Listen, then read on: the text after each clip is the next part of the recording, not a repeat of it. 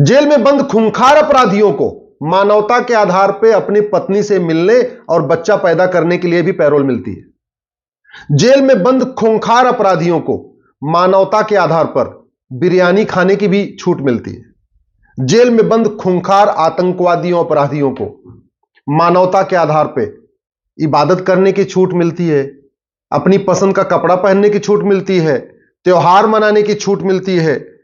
कई बार तो ऐसा देखा कि बड़े बड़े माफियाओं को अपने घर में शादी विवाह अटेंड करने की भी छूट मिली है, पैरोल मिलती है, बेल मिलती है, जमानत मिलती है।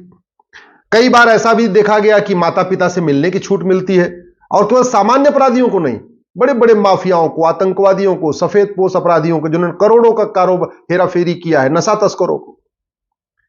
लेकिन जेल में बंद आशाराम जी को योग, प्राणायाम, नेचुरोपैथी, आयुर्वेद के जरिए अपना इलाज कराने की छूट नहीं मिल रही है।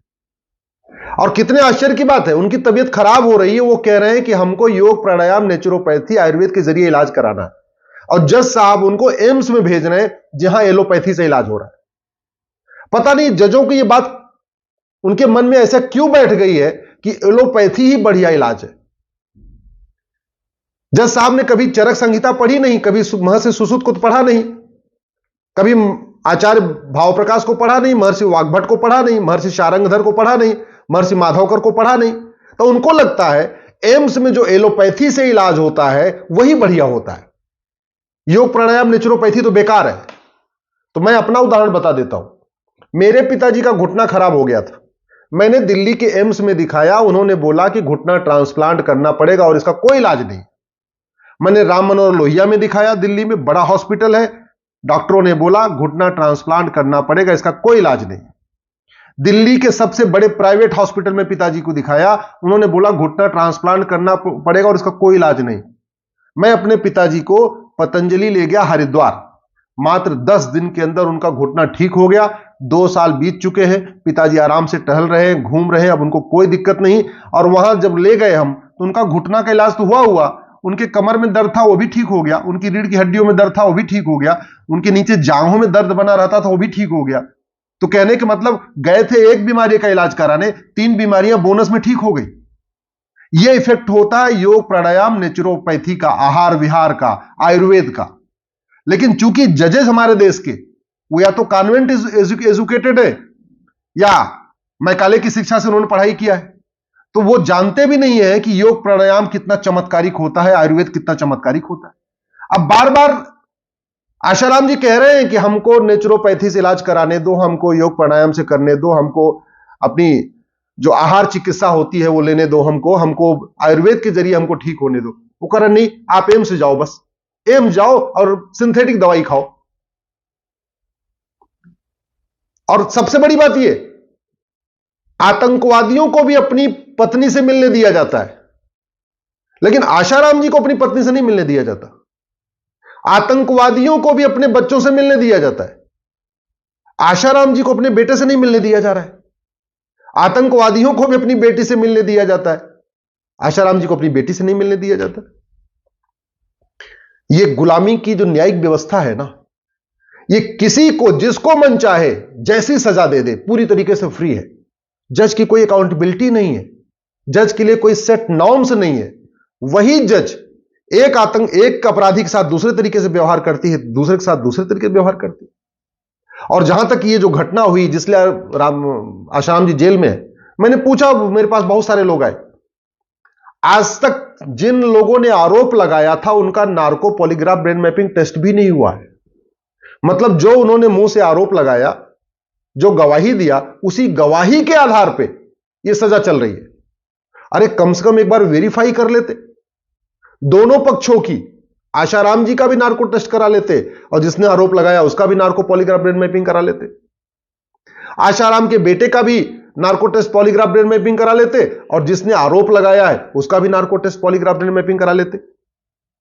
केवल ओरल गवाही के आधार पे, मौखिक गवाही के आधार पे, ना कोई मेडिकल रिपोर्ट है और कोई चीजें है नहीं, केवल मौखिक गवाही के आधार पे लगातार मुकदमा चलता जा रहा है आज तक। जबकि हमारे पास साइंस है, हमारे पास नार्को की व्यवस्था है, ब्रेन मैपिंग की व्यवस्था है, पॉलीग्राफ की व्यवस्था है।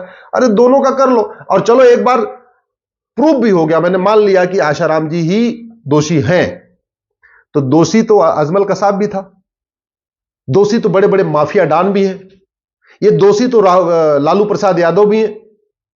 लालू प्रसाद यादव दोषी है ना, उनको कैसे बेल मिली हुई है, बाहर घूम रहे हो तो पार्टी बना रहे हो, तो पार्टी का प्रचार कर रहे हैं। मतलब लालू यादव को पार्टी का प्रचार करने, टिकट बांटने, घूमने के लिए, सिंगापुर में इलाज करने के लिए बेल मिल सकती है। और आशाराम जी को वो कह रहे हैं कि भैया हमको एक काम करो, बस एम्स में मत भेजो, हमको एलोपैथी से इलाज मत कराओ, हमको कहीं भी ऐसी जगह भेज दो जहां आयुर्वेदिक इलाज होता हो। उनको नहीं मिलेगी। कितने सफेद पोश नेता हैं जो सजा याफ्ता हैं, दोषी हैं और बाहर घूम रहे हैं, पार्टी बना के बैठे हुए हैं, पार्टी अध्यक्ष बन के बैठे हुए। और एक बेचारे आशाराम जी जिन्होंने पूरी जिंदगी घर वापसी कराई, पूरी जिंदगी उन्होंने आदिवासियों के एरिया में जा जाके मिशनरियों को रोका, धर्मांतरण रोका, घुसपैठ को रोका, जो कन्वर्ट हो गए थे उनकी घर वापसी कराई, उनको यह दंड मिल रहा है, उनको इतनी सजा मिल रही है। अरे कम से कम उतनी उनको राहत दे देते जितनी लालू यादव को मिली हुई है। आशाराम जी को उतनी राहत दे देते जितनी अजमल कसाब को राहत दिया था। आशाराम जी को उतनी राहत दे देते जितना बाकी हत्यारों को मिलती है, बलात्कारियों को मिलती है। घूसखोर नेताओं, नौकरशाहों को पैरोल मिल सकती है, कमीशनखोरों को, दलालों को जमानत मिल सकती है, पैरोल मिल सकती है। नशा तस्करों को जमानत मिल सकती है और पैरोल मिल सकती है। मानव तस्करों को जमानत मिल सकती है, पैरोल मिल सकती है, अपने परिवार से मिलने दिया जा सकता है। आतंकवादियों को, अलगाववादियों को, जिहादियों को, पत्थरबाजों को अपने परिवार से मिलने दिया जा सकता है। माओवादियों, नक्सलियों को अपने परिवार से मिलने दिया जा सकता है। लेकिन आशाराम जी को अपने बेटे से मिलने नहीं दिया जाएगा। जो भारत में गद्दारी करते हैं, जासूसी करते हैं, देशद्रोह करते हैं, उनको भी अपनी पसंद का भोजन करने, अपने माता पिता से मिलने, अपनी पत्नी से मिलने, त्योहार मनाने, हर चीज के लिए मानवता के नाम पे उनको छूट मिलती है। लेकिन आशाराम जी ने इतना बड़ा क्राइम कर दिया, इतना बड़ा क्राइम कर दिया है कि ना बेटे से मिलने दिया जाएगा, ना पत्नी से मिलने दिया जाएगा, ना बेटी से मिलने दिया जाएगा, और बाकी तो छोड़ो, इलाज भी नहीं कराने दिया जाएगा। और इलाज कहेंगे विदेशी इलाज कराओ, एलोपैथी में स्वदेशी इलाज मत कराओ। जिसने पूरी जिंदगी स्वदेशी को आगे बढ़ाया है, उस व्यक्ति को फोर्स किया जा रहा है कि नहीं, तुम विदेशी इलाज कराओ, विदेशी चिकित्सा व्यवस्था यानी एलोपैथिक में इलाज कराओ, स्वदेशी चिकित्सा यानी योग प्राणायाम में इलाज मत कराओ, नेचुरोपैथी में इलाज मत कराओ। मैं जज साहब से हाथ जोड़ के निवेदन करता हूं, आपने बड़े मुकदमे देखे होंगे, आपने बहुत फैसले दिए होंगे, एक बार याद रखिएगा, अगर आशाराम जी दोषी हैं, ये तो आप जानते होंगे, अगर आप बिना नार्को पॉलीग्राफ ब्रेन मैपिंग के भी समझ गए हैं कि आशाराम जी दोषी हैं, तो चलो हम भी मान लेते हैं दोषी हैं। लेकिन क्या उन्होंने अजमल कसाब से ज्यादा अपराध किया? क्या उन्होंने 1000 करोड़ का चारा घोटाला किया है? क्या उन्होंने 70,000 करोड़ का कॉमनवेल्थ घोटाला किया है?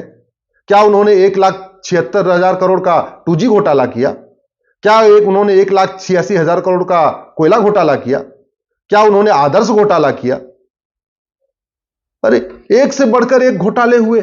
किसी नेता को तो आज तक नहीं रोका कोर्ट ने कि नहीं अपने परिवार से नहीं मिल सकते। नेताओं को तो इवन घर से बना बनाया भोजन की छूट मिली हुई है। कितने सारे ऐसे नेता हैं जो जेल में बंद हैं, उनको घर से बना हुआ बन के भोजन आता है, इतनी छूट मिल रही है। और एक व्यक्ति जो बूढ़ा हो चुका है, शरीर से अस्वस्थ है, और केवल इतनी मांग कर रहा है कि हमको योग प्राणायाम नेचुरोपैथी में इलाज करा दो, केवल हमारा आयुर्वेद में इलाज करा दो। इस अवस्था में भारत छोड़ के कहीं भाग नहीं जाएंगे। इस अवस्था में ऐसा भी नहीं है कि वो किसी और का मर्डर कर देंगे। इस अवस्था में और कुछ तो कर नहीं सकते, कम से कम मानवता के आधार पे। और आशाराम जी के पुराने कार्यों को देख लीजिए, लाखों लोगों की घर वापसी कराई उन्होंने, लाखों लोगों को धर्मांतरित होने से बचाया है। दलितों और आदिवासियों के बीच में एक बार आप जाके सुनिए, आपको पता चलेगा उन्होंने क्या क्या काम किया हुआ है। प्लीज हाथ जोड़ता हूं, थोड़ी सी उनके ऊपर भी दया करिए। जैसे आतंकवादियों के ऊपर मानवता की दुहाई दे के काम हो रहा है, थोड़ा उनका भी मानवाधिकार है, उनको भी थोड़ा दया दृष्टि कर दीजिए, कम से कम उनको इलाज कराने दीजिए।